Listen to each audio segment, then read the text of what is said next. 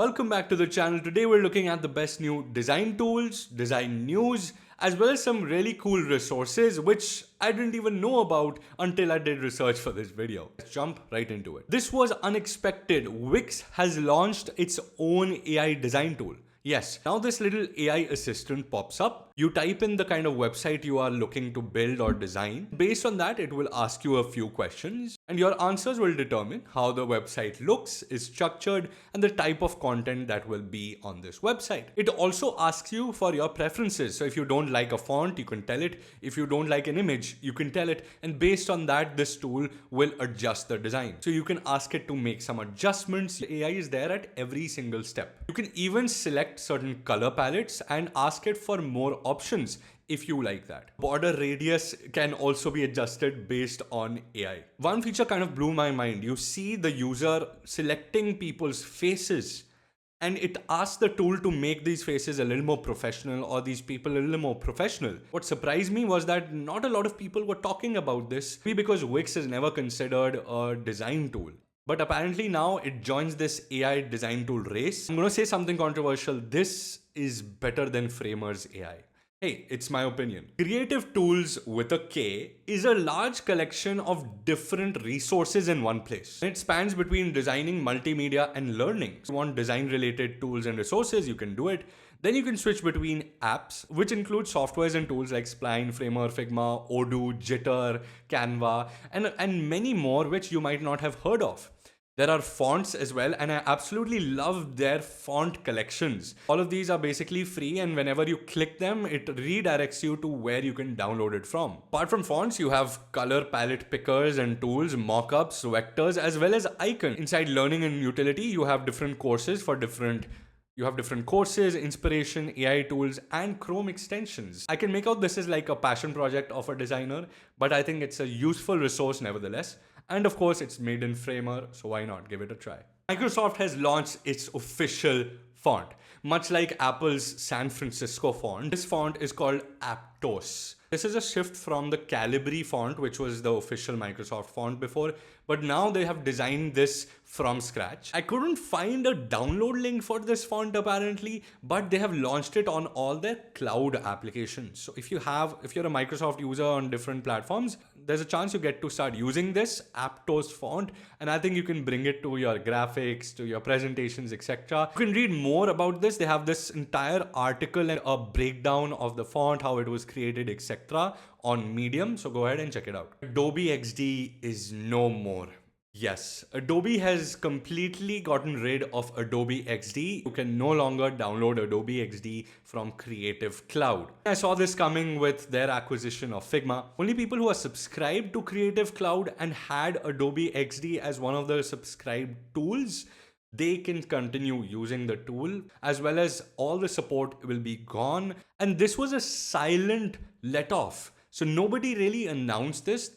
One of the community experts posted this. Adobe Xd website is also now gone. If you try to search for Adobe Xd, you'll be taken to a support page. Give me the pray emoji right in the comments just to show your respect for the times that were Adobe Xd. Alright, Craftworks has this really cool website that I've never discovered before, and all of a sudden I have these stuff from productivity tools, tech, to assets, to Web3, to development, to marketing, as well as UI design and app design. Also a great way to get inspiration for your next design project. Also allows me to save stuff if I log in. So you can create this collection of inspirations on this website. Again, this feels a lot like an older version of Dribble, but done in a very tasteful manner. And you can submit certain websites as well. So if you have worked on a project which is now live, you can submit it and they might even feature it on their page. Icon Buddy is a new icon tool or library, whatever you want to call it. This has 100,000 plus icons available in all different kinds of styles on the left. And you can see all the styles in one neat column. For example, I really like these fluent emoji flat icons. I can quickly search for whatever I like. burger. I click on it, I can actually customize the icon. I can see how it looks on solid background, gradients, icon only. Export this into different formats like SVG, Base64, PNG, WebP. Some icons here which I've never seen before on any other platform. So this is an all-in-one resource if you want all your favorite icons in one place. I'm sure you've seen all these crazy AI design tools, but what if you could build your own without any code? Yes, it is possible. UAI has launched something called Mind Studio. And much like Webflow or Framer, you can browse different templates that are basically created by either the community or their own members. You can literally see how this tool or AI tool works right here. And once you've seen this, you can actually remix this on your own, which means that you can create your own tool, your own AI, using someone else's ideas or functions. You can see how prompts work here. So all the automations you can see in this nice little format, neat little format.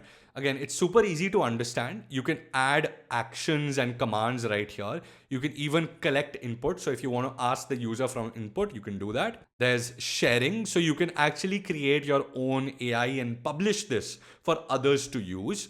There is a slight learning curve to this tool, I won't deny, just like Webflow and Framer. However, there is an entire community on Discord. We all love a new design system, whether it be the new material design, fluent design, whatever it is. Keep Design is a unique design system. It's a design system built across development platforms as well as design tools. So you can get the Figma file as well as everything is ready for developers to pick up and start using as well. I've made 4 templates also for you guys to check out and see how this will look in a final design. There are 10,000 components, which of course are editable in Figma. It is completely responsive as well, of course using auto layout and all the new features, and 200 plus blocks, so different kinds of card designs, functions, etc. Now there is a completely free plan as well, which starts from $0, which gives you the Figma preview. So some of the components and some of the library is free. All right, so this is a good one. It's called Research Bookmark Beta. Research Bookmark is a one-stop shop for UX researchers and designers alike. Have a complete collection of tools for different tasks that you need to do in research. So if your task is A/B testing, there is a platform called A/B Tasty. And this is all A to Z. There are 12 plus pages of just design tools. Apart from this, on top, there is a treasure chest.